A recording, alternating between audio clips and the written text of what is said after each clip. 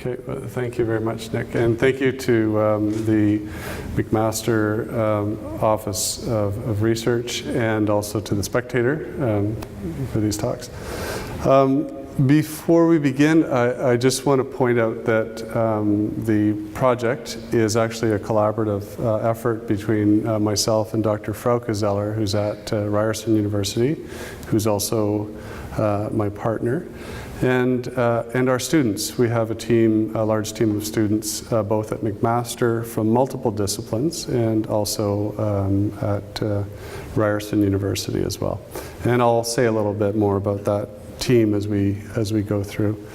So just to give you some flavor where we're going to go tonight, it's kind of the heaven and hell, or you know, the mundane and the aspirational. So these are two tweets that surfaced shortly after hitchBOT met its untimely end in Philadelphia. And you can see from the top that hitchBOT was a discussion at church on Sunday morning, and some child weighing in on her parents' discussion, using hitchBOT as an object lesson, probably in morality or human kindness. And the second one, which is one of my favorites, I got into an argument about hitchBOT at a bar last night. This is where I'm at in my life. It ain't pretty.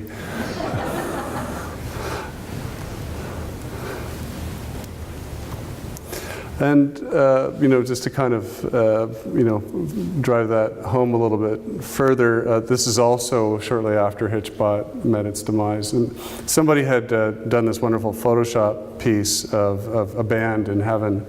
And that's Amy, so it features a bunch of deceased celebrities, among whom you'll see hitchBOT on lead guitar, and Amy Winehouse on vocals. And that's Cecil the Lion, if you recall, who was shot just shortly before hitchBOT. And it's funny, on social media, you were having these kinds of conversations that you see coming up a lot in our discussions of disasters, bad news events. People often say, well, yes, that's really too bad, but what about this, right? And so we saw a lot of that also with the hitchBOT project as well. David Grohl, the drummer, is actually still alive. We have to point that out. So this is another lion figure, and what I want to do is kind of frame the discussion. Come on in and have a seat, it's fine. Frame the discussion of the artwork.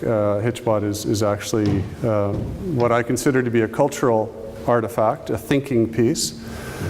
And this is something that I found inspirational, this particular artifact. And it's helped to crystallize a lot of my thinking around cultural objects. So this is the Lion Man of the Hollenstein Stettel. So it was discovered in a cave in the southeastern Alps, the Swabian Alps in Germany. So it was actually discovered, I believe, in the 40s.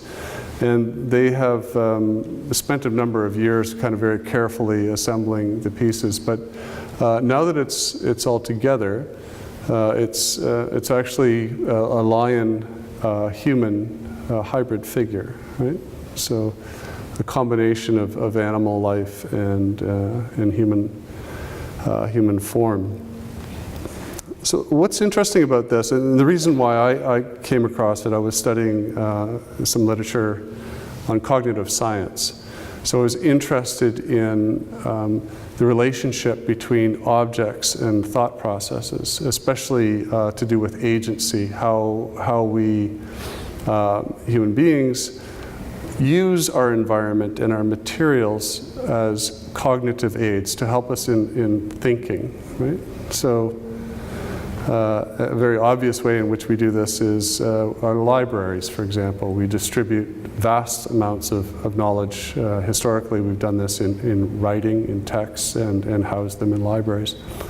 But objects such as this also help us to formulate certain ideas which are not as easily facilitated without the material object.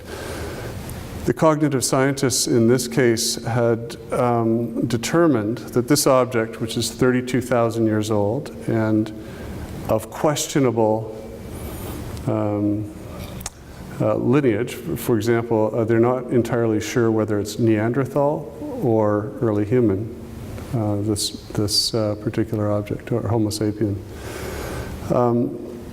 This object actually represents a cognitive process of abstraction, where you have two ideas, the idea of a lion and the idea of a human, and those ideas are combined to produce a non-existing third object of contemplation. So a lion-human, unless we're missing something in the fossil record, that does not exist anywhere. So from 32,000 years, you have an object which has not been able to be, passed from hand to hand with an accompanying narrative. But we still, over this vast distance of time of 32,000 years, we can derive something of the thought processes of the people who made this and who used it. Mind you, there's a wealth of information that's now lost, concerning this object. But this is one thing that I find fascinating about this what I would call a thinking object or a cognitive object. So if we move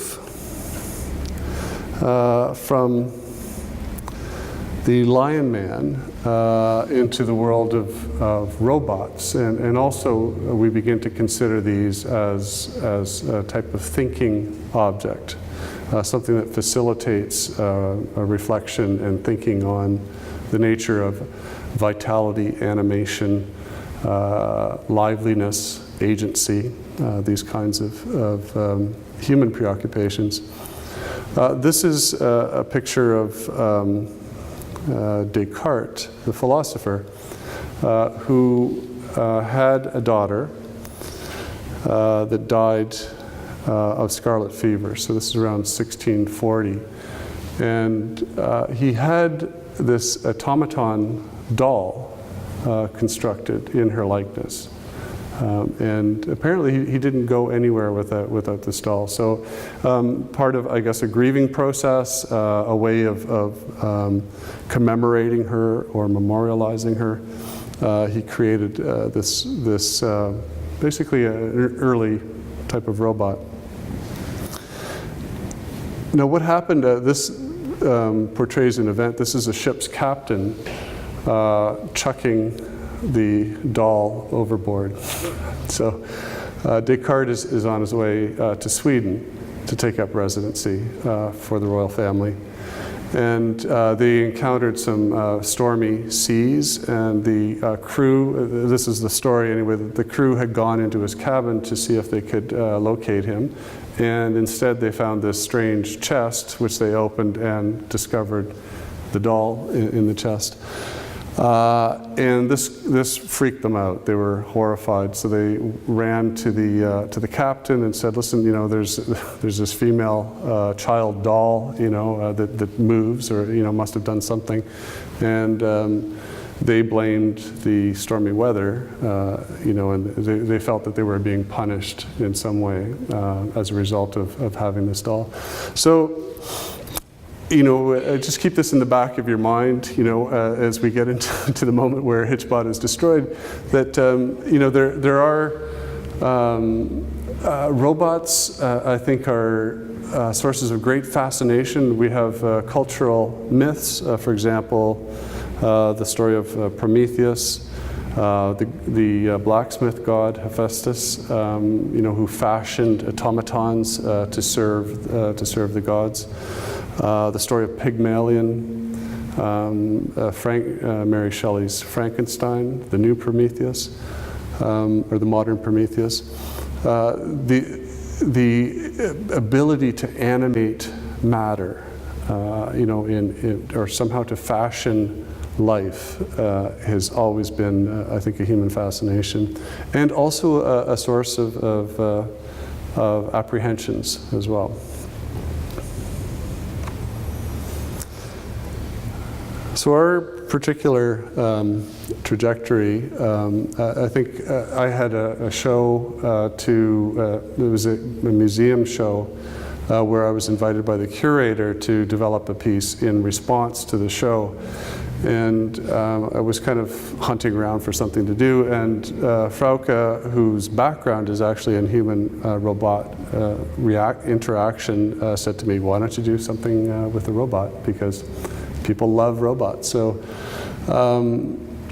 we got out to the grocery store, and this is our second version, but the very first version we bought a cheap little floor sweeper. That was the mobility system, and mounted some electronics on board that would actually kind of produce a manifesto on the fly. And so what we had done was we created an art critic robot. So it was a robot that would go to the gallery and say, really didactic but silly things about the artwork.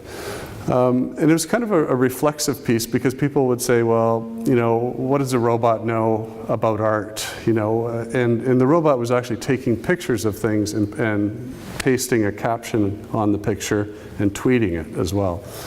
And people would say, well, what if the robot takes a picture of a wall socket, or just a blank wall? And we actually would not have to say anything. We would just have to stay silent for about 5 seconds, and somebody go, oh yes, that's been done.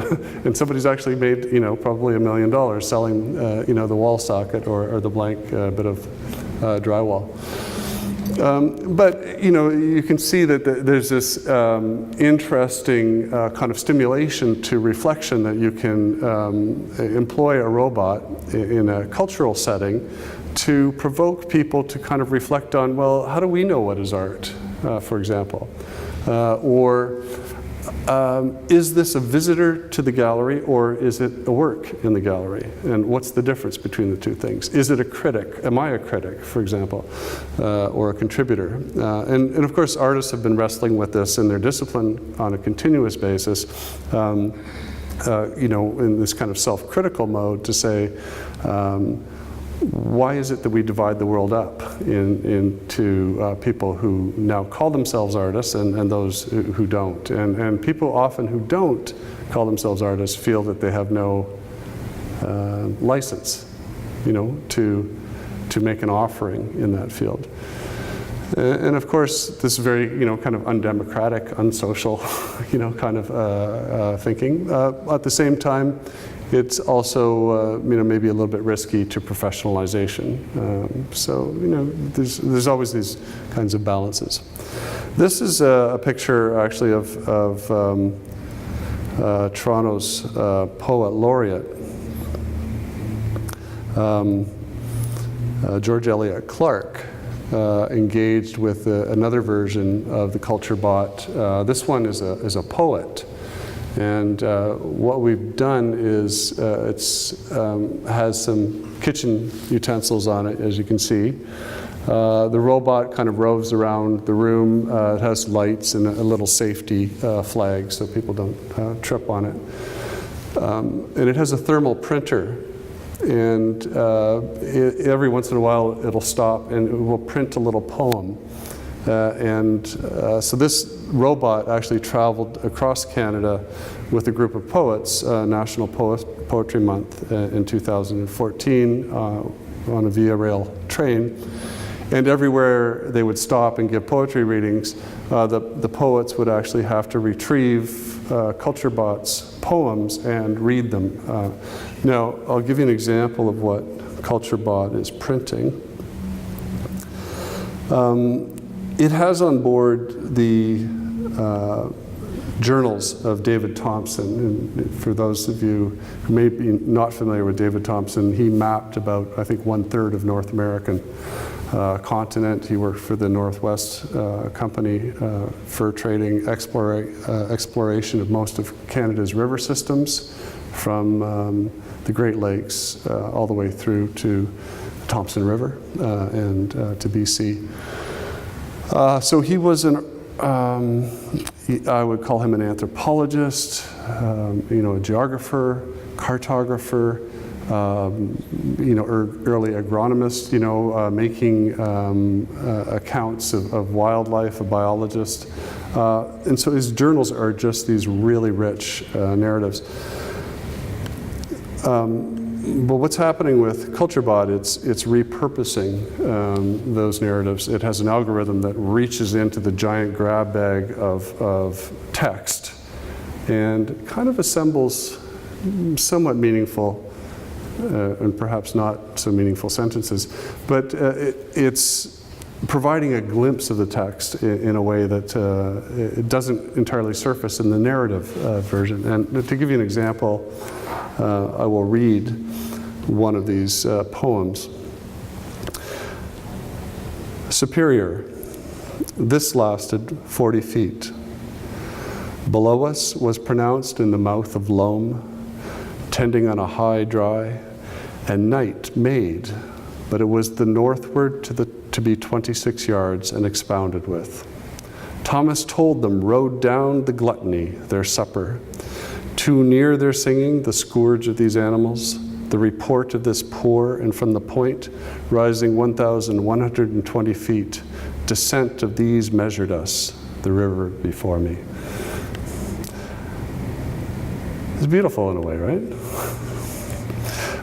So what happened was we had some poets, there was a Russian poet traveling with the group who was quite upset about the robot, who thought that, she had this little speech that, in Russia, we value poets. Poets are treated with respect.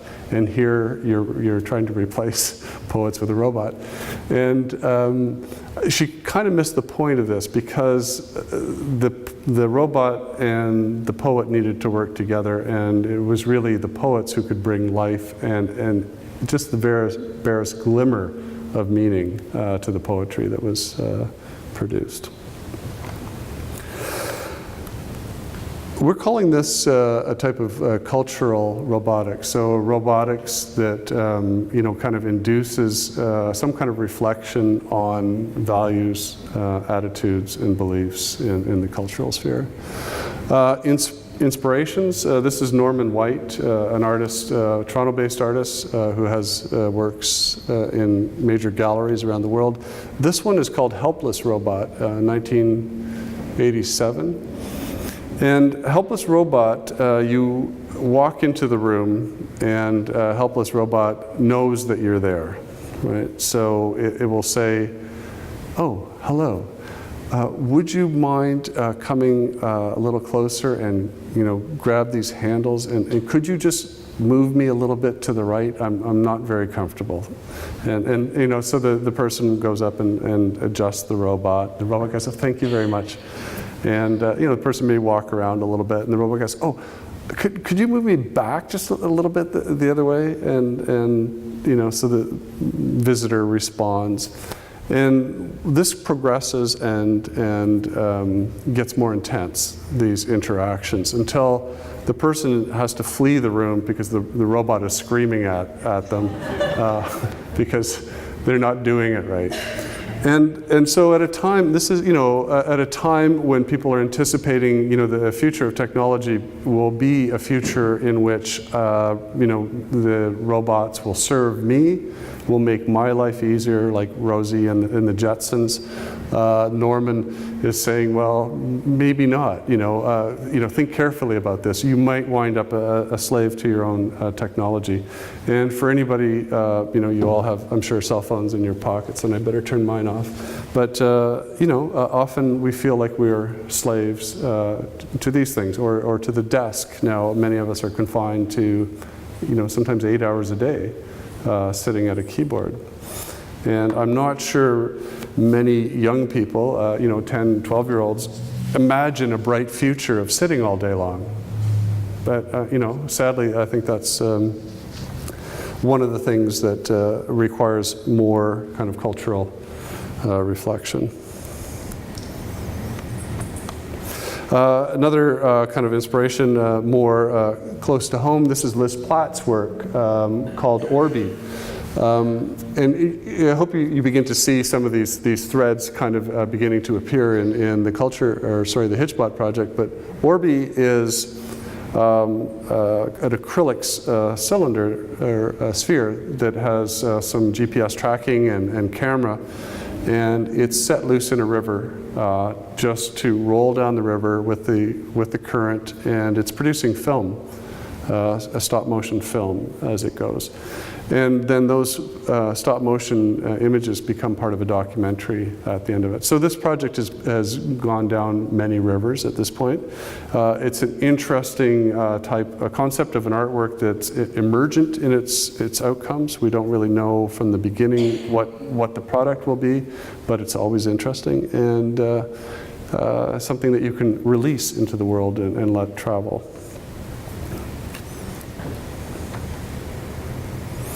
So, this idea, so we had gone through the KultureBOT project and, of putting something in a gallery and then waving goodbye to the curators and letting them deal with it. And we began thinking about, in bigger terms, could we actually release something into the world as a proxy adventurer, something to go off and have an adventure while we stay home. And this is one of those ideas that just, comes to you in the middle of the night. A hitchhiking robot, what could be better? And this came about at a time when, I been thinking a lot about our perceptions of social safety. Our children, when I was a child, we used to be turfed out of the house and told, please don't come back until the lights come on. There's 3 boys in a small house. And so, we were free to roam, up to 2 miles, and as long as we got back when the lights went on, everything was fine. These days, there's much more, kind of a surveillance of children. We tend to walk them everywhere, or pick them up and drive them everywhere. And also there's from a time in the 1960s and 70s when hitchhiking was at its peak, a really economical and interesting way for young people to get around, the crime rates were actually much higher then than they are now. So the crime rates now are, I believe, 60% of what they were in the 60s and 70s. And yet, when you survey people each year, you ask if the crime rate has gone up or down. The Americans are much worse at this than Canadians. Canadians seem to have a better handle on the actual. Maybe that's because we had an annual census, or we have, we have statistics. We do once again. But Americans will typically respond that when it's actually gone down 10% year after year, they say that it's gone up. So we thought, with robots, one type of robot beyond the social robot is the kind of a service robot that you send out to accomplish dangerous tasks or tasks in environments which are not people friendly. And so, aside from this kind of reflection on autonomous machines, autonomous robots, artificial intelligence, we're also, with this work, engaging the public in discussions of empathy and social safety as well. Now, that last slide said, well, what could go wrong? And so we got out our Photoshop right away and started, mocking up scenarios and thinking, well, what could go wrong? We could cause an accident at the roadside.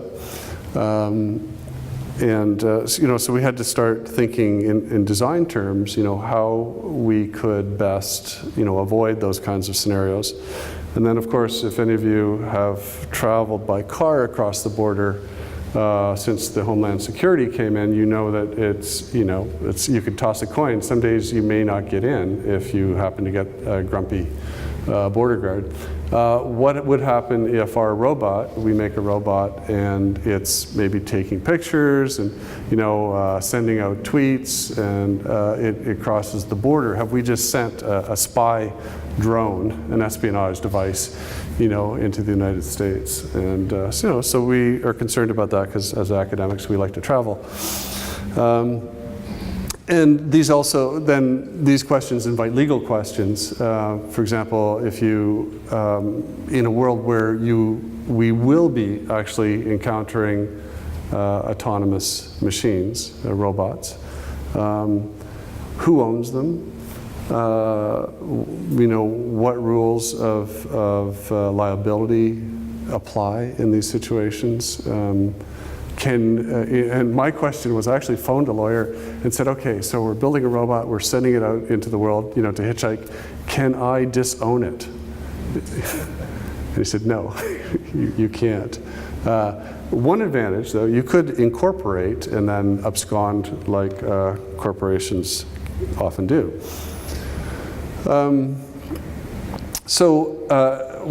Kind of having gone through this thought experiment, we kind of got busy and said, okay, well, we actually need to do this now, and we need to assemble a team.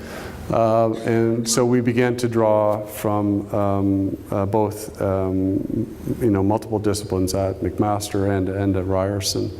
And I just want to point out Sandy and Vince, who are here tonight. You will see smiling right under the H is their son Colin, who's a McMaster mechatronics engineering student, who is really the lead in the McMaster side in the development of the physical bot and a lot of the electronics and programming. So thank you once again for having such a wonderful son. If there's any researchers, academic researchers in the audience, which I suspect there are, that there's very little that you would accomplish without the help of your student researchers, their talent and energy. We have a mix of undergrad and graduate students, and we've been getting really great contributions from our undergraduate students, which is kind of the reverse of the normal type of research team. And just like our new cabinet, we have a gender balanced team. The agenda for the bot was coast to coast, which is, very kind of Canadian thing. People who want to run across the country or bicycle across the country typically start on the east coast and head west or vice versa. So we worked with some galleries on both sides of the country. We started in Halifax, and our goal was to get to Victoria, BC. So to do this, this project, our design criteria that we needed, a physical bot that was, kind of had the practical considerations that it needed at least one moving part to qualify as a robot. That's part of the definition of a robot. And in this case, it's the hitchhiking arm, which actually moves. We needed to have kind of a vaguely anthropomorphic feature, but not to go towards what we call the uncanny valley. Like Descartes' mechanical doll, if you approach too closely, the resemblance to human life or, human form, that induces this kind of revulsion in people. So we wanted to make something that was clearly identifiable as a robot. And it also needed to have an ability to communicate with people. So it has a number of features, which I'll discuss coming up, for listening and speaking. So voice recognition and language modeling. We also, and this is kind of new, a lot of human-robot interaction happens in the presence of the physical robot. And a lot of the controlled studies where they control all variables of interaction are done in the direct physical presence of the robot. What we've done, I think this is actually kind of a unique contribution to robotics. Very much like almost every person these days, a robot has a designed identity, a cultivated identity. Our identities now include a social media presence. And that social media presence gives us a type of agency at a distance. So we're able to communicate with a wider circle of our friends, in kind of a mode which we would call telepresence, so that we are able to extend the range of our communications. So hitchBOT was designed both with social media accounts, so it had a Twitter, Facebook, Instagram accounts, a website, and we also worked very carefully with the media to craft communication about the project, so that we had press releases. And this is Rod, what's his last name? I'm sorry, anyway, BBC, and this is an interview that he did with hitchBOT in Marblehead at the beginning of the US tour. Inside hitchBOT, this is kind of funny. We said, well, we need some GPS, we need a microphone, we need speakers, we need a processing unit, we need to have a camera. And, so we were actually sourcing out all these different parts, and I think it was Colin or Dominic, one of our research students, said, that's a tablet, So, hence the tablet. We had to go in at the machine level and alter it so it would always boot up and start on even after it runs out of power. The face is operated by the Arduino, which is on your left. And that's also controlling a servo motor to make the arm move. And you'll also see there's the logos for CleverScript and the Google Recognizer and Wikipedia. We relied on CleverScript is a language modeling, conversation modeling application. So you're able to actually write dialogue. We spent hundreds and hundreds of hours writing dialogue. You have to try to, it's like writing a play that you don't know the ending of. So you have to anticipate almost every kind of category of thing that people may ask the bot, and develop answers and develop modes of substitution. If we've got the first part of this subject matter, what do we have in our database that we can use to follow up in a somewhat meaningful conversation? And if you wanted to see what that looks like, there's an example there. It's all done in spreadsheet form, and so you'll see the double quotes are, everything in a double quote is replaceable by something else. So that just references a list of substitutions. So for pronouns, for verbs, verb tenses, etc.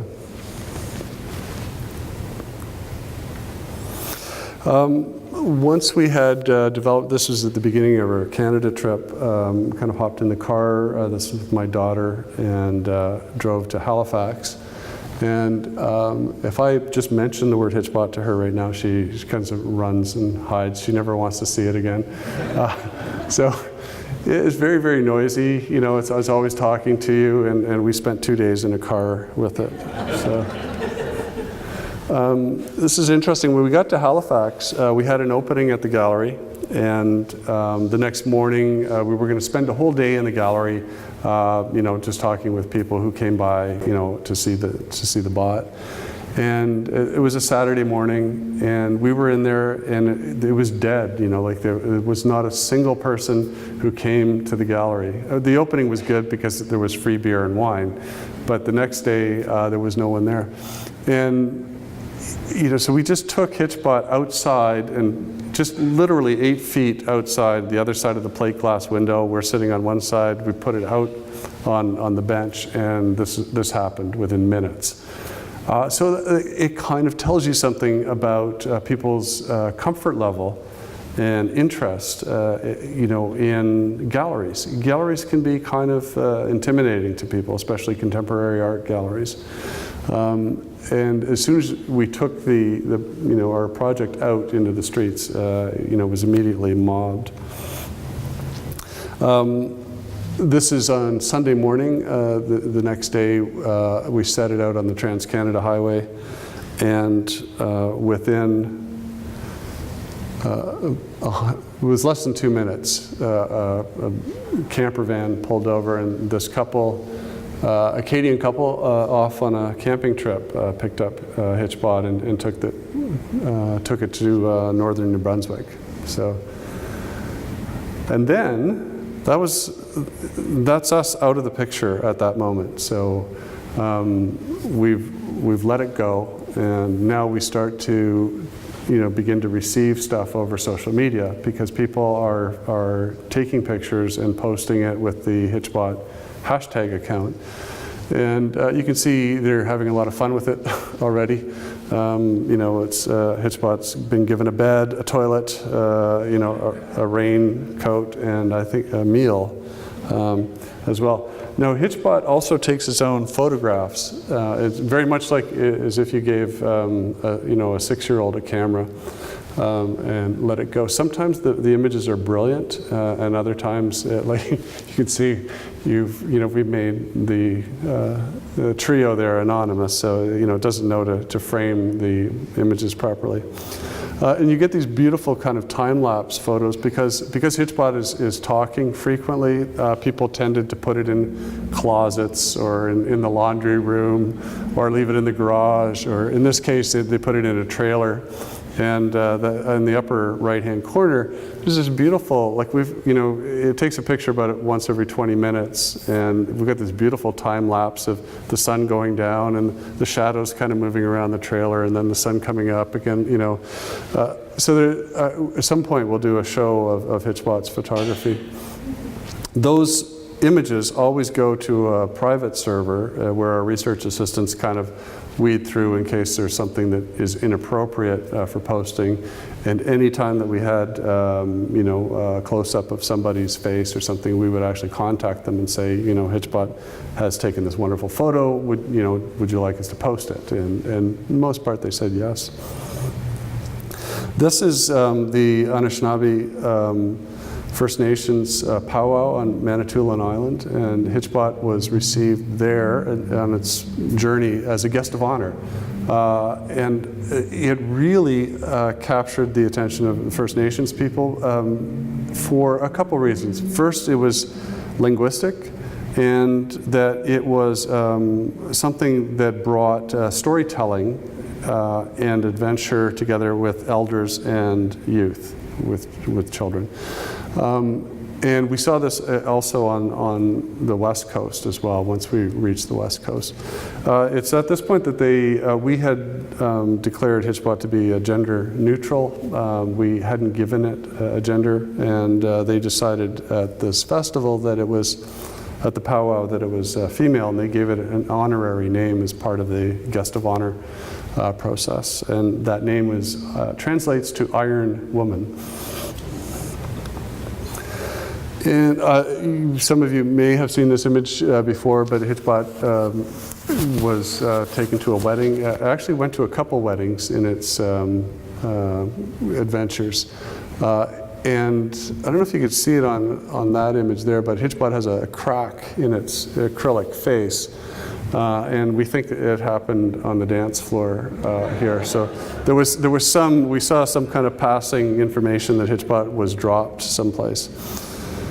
hitchBOT also, you know, it has the 4G, you know, internet, you know, access, and sometimes it would go dark, you know, for a few days. So sometimes either people hadn't charged it properly, or it was out of range. And there was a period where it kind of went off the map for about 3 days. And by this time, I think there was probably 20 or 30,000 followers on Twitter, and there was started to be a lot of concern. And then suddenly it popped back online, and what it had been doing is hanging out in a bar with these guys. It's a rock band called The Wild. And This is the First Nations welcome to Victoria, to the harbor. So they greeted hitchBOT with the official long canoe welcome and brought out chiefs and elders of the Salish First Nation. I think the mayor of Victoria is in that photo as well. But they toured hitchBOT all around the villages around the island. And actually, this has been really interesting. It's brought a connection for us for future research using a conversational bot, a robot like this, for preservation of an endangered language. So the entire Salish language has been digitized, and it's available in digital format, which means that it could be quite easily ported to a conversational a robot, and in this way to be working with elders and children for the preservation of a language. High tea at the Empress, you know, and this is funny because I phoned the Empress. I said, you know, they wanted to give hitchBOT a room, and we said, well, we have to come out, you know, to the gallery, to the reception. They said, you know, can we stay with hitchBOT? They said, well, we were just kidding, you know. But they said we do have another, you know, kind of sister hotel, and they actually did arrange for us for a room. So hitchBOT was actually good for travel eventually because the airlines liked having hitchBOT on board, and so we were able to fly to Germany at no cost. We were able to fly back. As long as we had hitchBOT with us, we were covered. So this is you know, kind of a whirlwind tour of Germany. We did 7 cities in I think 14 days, 2 weeks. And everywhere we go there, you know, we're mobbed as well. The Hofbrauhaus in Munich, and hitchBOT was up on the, you know, with the beer band as well on stage. The Canadian Embassy sent out a special delegation to the Brandenburg Gates to meet hitchBOT. They tried to get hitchBOT into the Bundestag, but security wasn't having any part of it. This is similar to like the Jimmy Kimmel show. It's Germany's most popular late night talk show. So hitchBOT, you know, was a guest on the show with Stefan Raab. And also then subject of a couple documentary films, Galileo, the science and technology program. It's like Discovery Channel here. They did a 1-hour special on hitchBOT. And then, as you can see, hitchBOT, you know, was then invited to the Netherlands after that, and we actually received invitations to most parts of the world, and we've been unable to follow up with all of them because we do have our day jobs as well. I thought this was really interesting. This is an artist, a painter in the Netherlands who had hitchBOT at her home for a few days and painted a portrait of hitchBOT, and I can't think of anything more meta-reflexive than an artist, you know, with a prior medium painting a portrait of an artwork in a newer medium. And now we kind of get into the towards the end of the tale. This is in Marblehead, which is just east of Salem in Massachusetts. And this is the first day of the U.S. trip, and the very first family that picked up hitchBOT. It wasn't quite as quick. We were at a very tiny little resort town, not a big tourist area, so we actually had time to have lobster while we left hitchBOT on the side of the road. And when we came back, this family who were ironically from Germany, traveling as tourists in the U.S., had stopped to pick it up. The kids recognized it, you know, from previous media exposure, and so they talked their mom into taking it with them. And this is interesting because they didn't quite realize how intense the media was about to become around hitchBOT. So unlike the Canadian trip where, you know, it was just kind of bumbling along, you know, from place to place, and there was, you know, some kind of connectivity. In the US, people were actually scouring the neighborhoods trying to find where it was and knocking on doors because hitchBOT has a map locator, and it will update its location. And so this family is staying in a hotel, and you know, people are online, you know, trying to find it, and because they want to get it next. And so it was making them very nervous, and they eventually just wanted to hand it off. hitchBOT was then, you know, got picked up by, I think it was a public relations company. So you can see it's starting to become a victim of its own success at this point. They kept it for a week, taking it to various things, and they kept it for a whole week because they had tickets to the Red Sox game that they wanted to get it out to. So that's hitchBOT at Fenway Park. And then it was shortly after that, within a couple days, you know, it had gone to Times Square in New York, had gone to visit some places around MIT in Boston as well. And this is in Philadelphia. And as you know, the bot was destroyed on, I think it was August 1st. And shortly after it was destroyed, a surveillance video appeared around, you know, which turned out to be entirely faked. We'll talk a little bit about that. So the immediate response, at this time I think hitchBOT had almost 60, 70,000 followers on Twitter and media. I think I've got, I don't know, 40, 50 pages. There was 2 million Google News hits on this event. So covered around the world. And the reaction, you know, people were really, really upset about it. hitchBOT in Canada and almost everywhere it went, it seemed to inspire almost the excess or the surplus of that feeling, you know, that of social safety falling away. There was a big reservoir in the social sphere, in the cultural sphere, for people to reach out and connect with each other, to express goodwill to strangers, you know, to show empathy.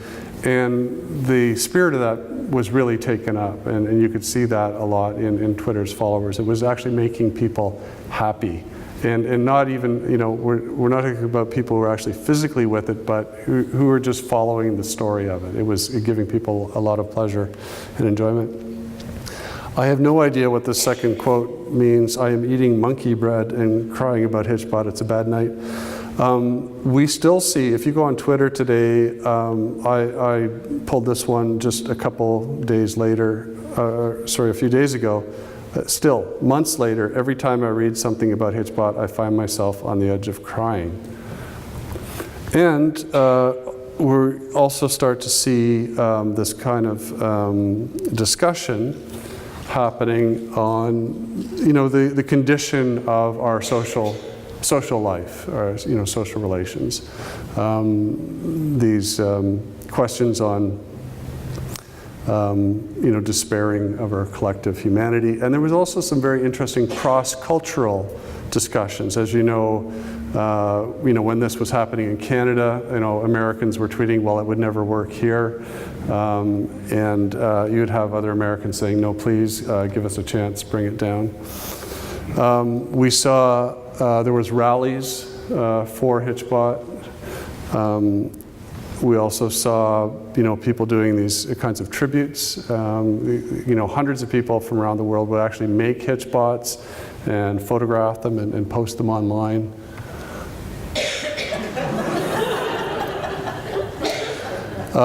Cartoonists, you know, had a field day with this. You know, so you kind of line up of WALL-E and R2-D2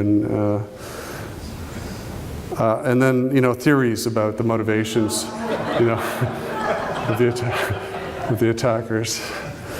And then they installed Windows Vista on me. And even some revisions, you know, to some famous literature, Isaac Asimov's, you know, 4 Laws of Robots, Avoid Philadelphia. Okay, so in this last little bit, I want to just read you, there was also some very thoughtful articles and essays that were coming out in Wired magazine. This is around the time that Elon Musk and Stephen Hawking and Bill Gates were weighing in on the future of artificial intelligence and on the dangers of a world in which we do not have, as a culture, we do not have a kind of cultural control over how AI will be developed and used and applied.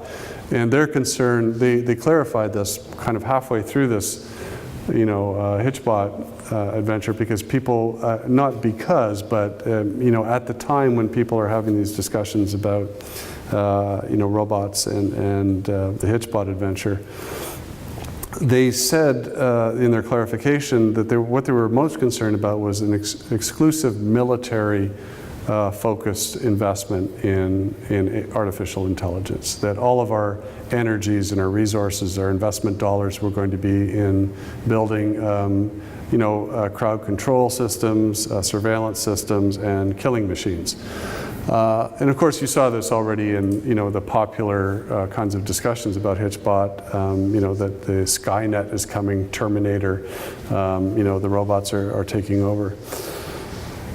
Two articles. One came out, and I have brought something special for this moment, anticipating that there would be, some tender ears in the audience. This is an article that came out in The Concourse by Albert Berneco, and it says, the title is hitchBOT was literally a pile of trash and got what it deserved.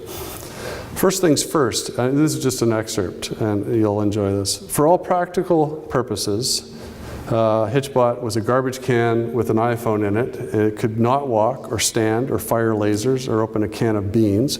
By what standard was this piece of useless robot in the first place? The answer, a shabby standard, a Canadian one.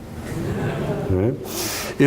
If our guileless simpleton neighbors to the north wish to draw faces on their buckets and treat them like friends, the sparse population density of their pine-fresh taiga wilderness makes this a sad but understandable choice. But the United States is not a receptacle for twee Canadian garbage. It is a grown-up land where the humans know each other and do not ameliorate the loneliness of car trips by picking up roadside litter and befriending it. The U.S. has many actual robots. They assemble Chevrolets and throw pitches and do battle on TV and fall down and probably other things too. The day the United States has need for a malingering robo-hobo with no skills that sits next to the road like a bag of and asks people to do things for it, we will build one ourselves and have the good sense to give it lasers. So, and kind of think back to that, the kind of heaven and hell that we started with at the front. I'll kind of give you the other side of this.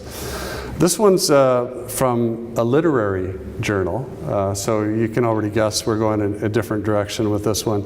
It's called hitchBOT's Last Lesson by Timothy Agnafo and Christopher Doherty. It was in a site called Full Stop. It's an online publication. Clearly, as the outpouring of international grief suggests, hitchBOT belonged to the world, which is another way of saying he belonged to no one person. His value was in no way connected to his electronic viscera or physicality, but rather an idea and belief in the fundamental goodness of people everywhere. Internationally, it calls to mind the memory of the very tragic Pippa Baca, who was an artist who dressed in a wedding gown, who hitchhiked throughout the Middle East, to basically draw attention to this idea of unity. And she was actually murdered along that trip. So that was a very tragic end.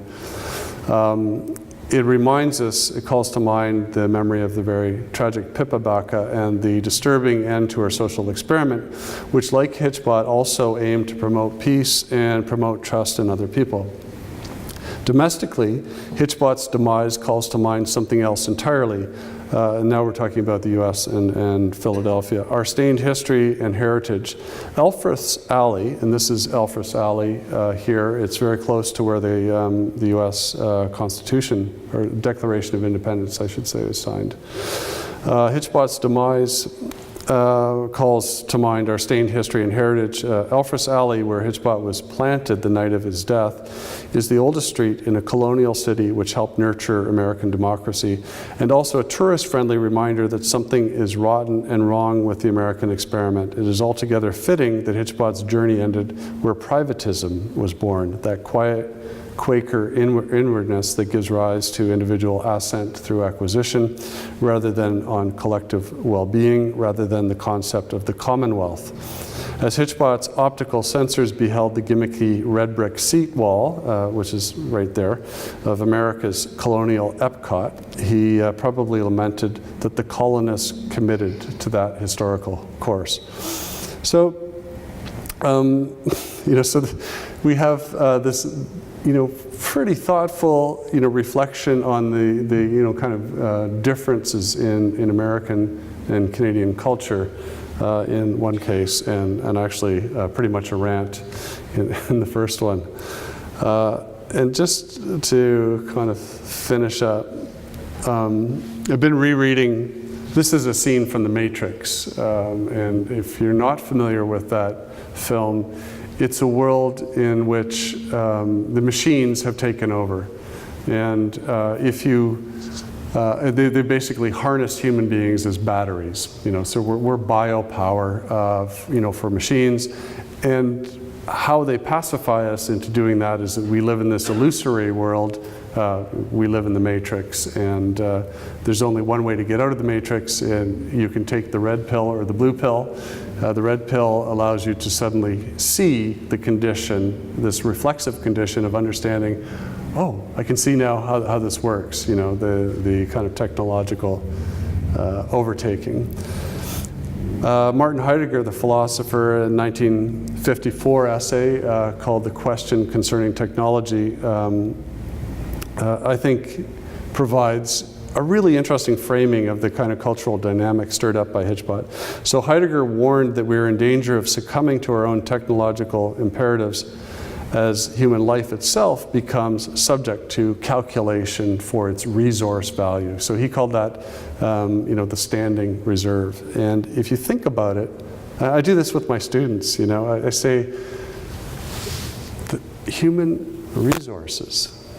That's a term that is just in our lexicon now. We don't, nobody bats an eye when we go, yeah, human resources. We have other terms that we use. Collateral damage, right, is another, kind of way of speaking about human beings as subjects of a technological system, or, we consider a bureaucratic system that's technologically mediated, an extension of the technological type of thinking.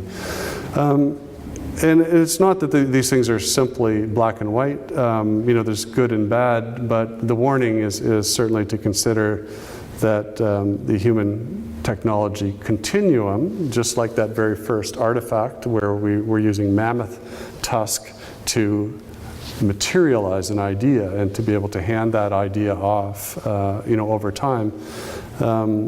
We are technological beings,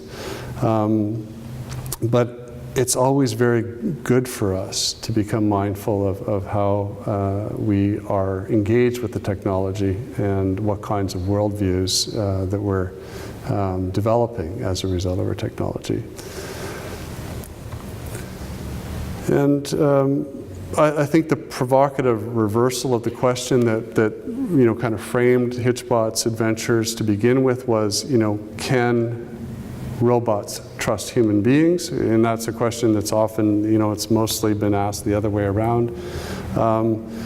It kinds of, produced, I think hitchBOT, by doing that, kind of produced this little bit of a warp in that technological dream, where people kind of go, this technology is actually more about us. It's more about human relations, human-to-human relations, than it is about our, us versus a machine. And I think that's always a good framing, that our technology is something that we do, rather than is done to us. And I think I'll leave you with that final image. That's from the New Yorker, August 4th, I guess. A nice little send-off that they had published right after hitchBOT's demise. So, thank you.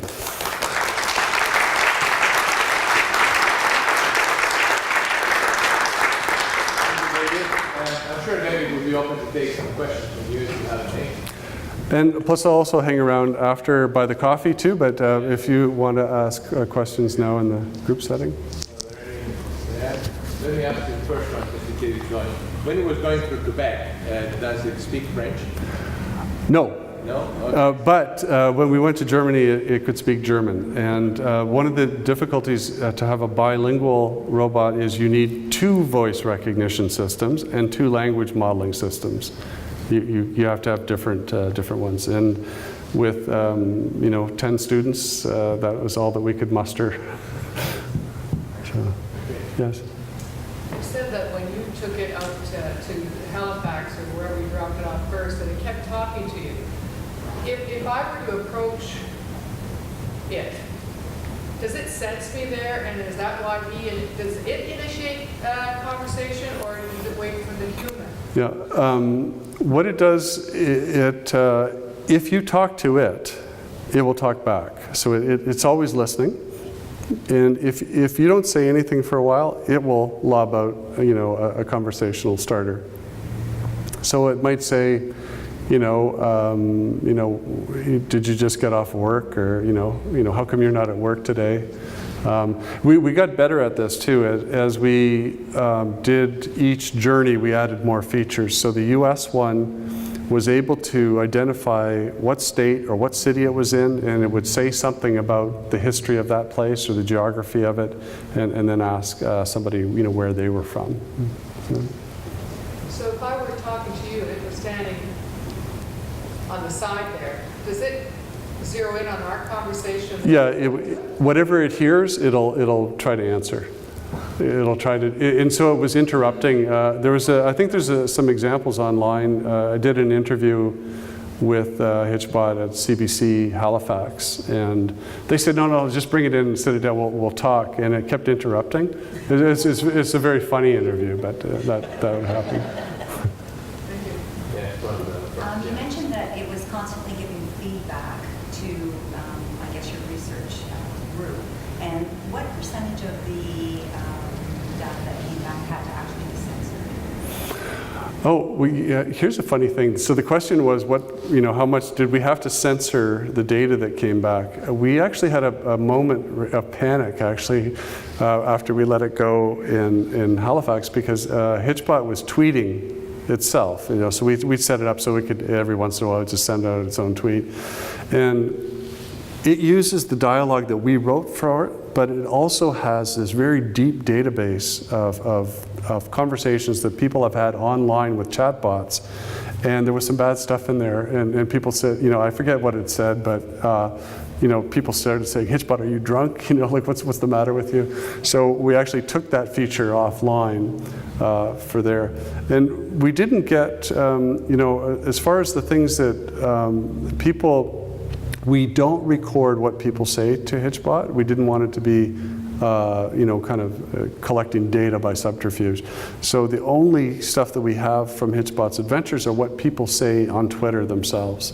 So in some cases, there is some rude stuff out there, but for the most part, it was very positive. Pictures, no. I think I was the worst one in there because, like driving it out, I'd have it in my hotel room and I'd go, oh no. You forget that, that it's taking a picture. So, we started putting a towel or put the bathrobe on hitchBOT. Yeah. Is there a baby bot? Mark II, what's next?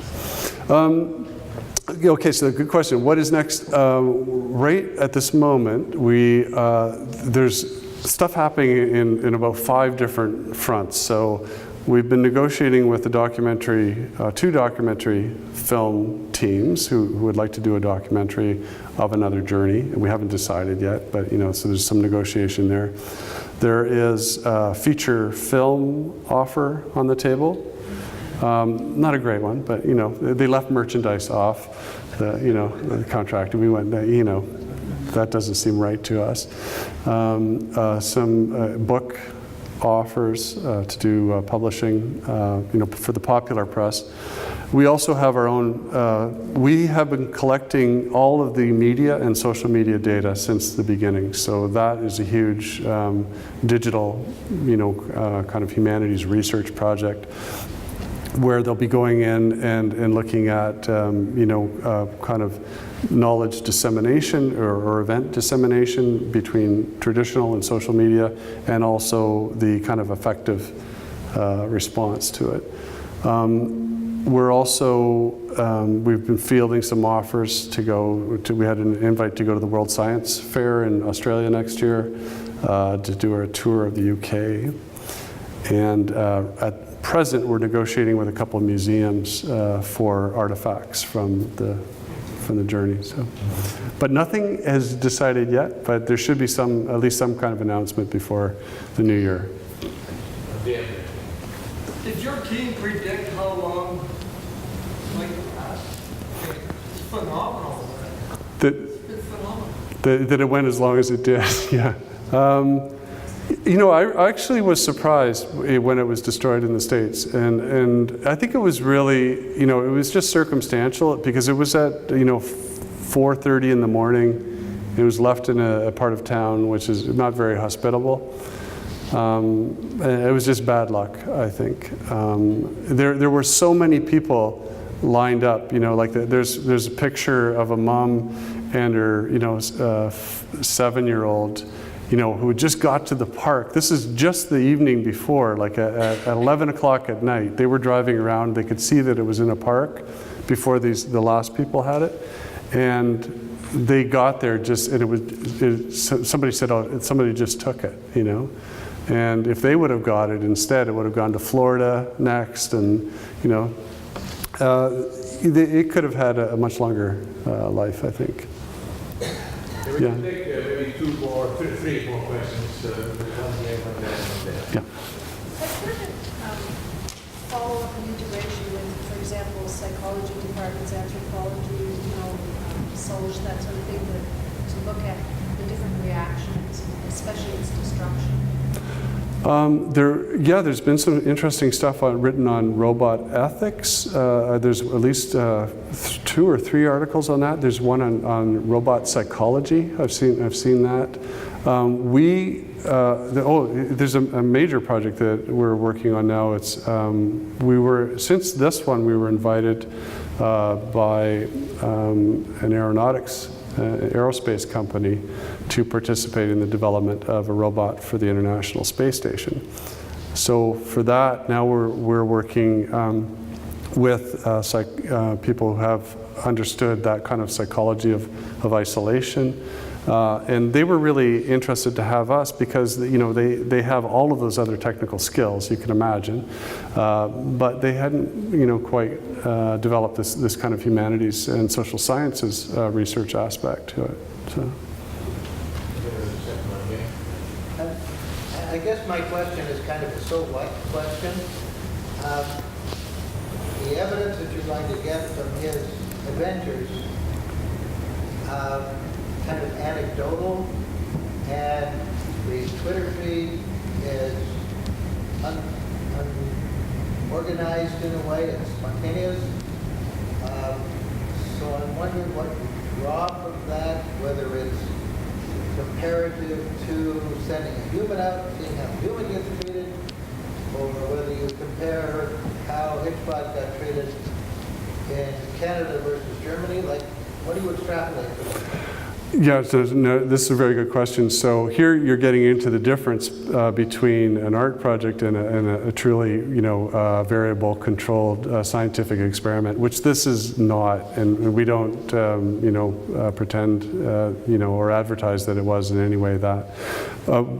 What we, from this, what we get is kind of a cultural experience, a discussion, a dialogue, some framing of, in consideration, I think, of the future, to get people talking about robotics, about the issues of autonomous machines.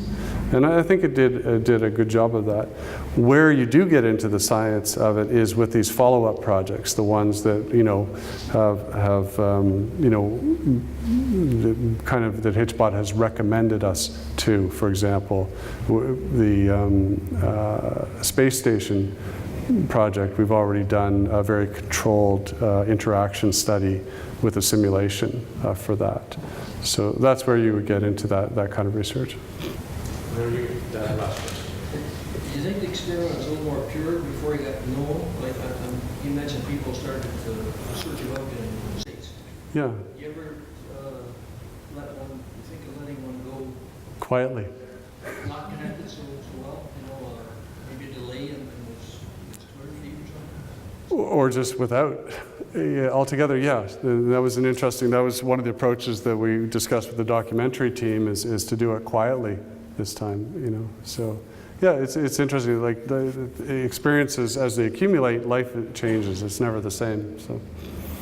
So with that, please join me in thanking Dave one more time. Okay.